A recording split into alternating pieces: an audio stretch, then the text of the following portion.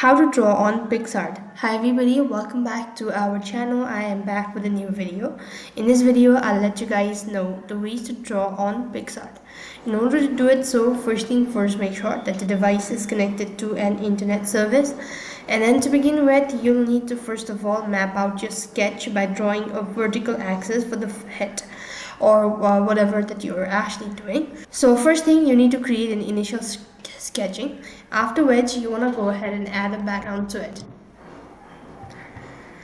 So create a new layer for the background, then you need to use a large opaque brush to fill out the background with a neutral color. You need to reduce the opacity of the layer of your sketch and create a new layer as well. After that, you need to trace the new sketch and add a shading as well.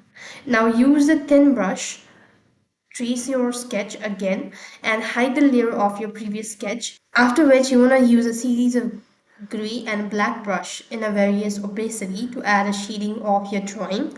Then you need to add final shade and details. So create a new layer one more time, and then you want to use a thin brush or black brush to add the rest of the shading and the final details to your drawing.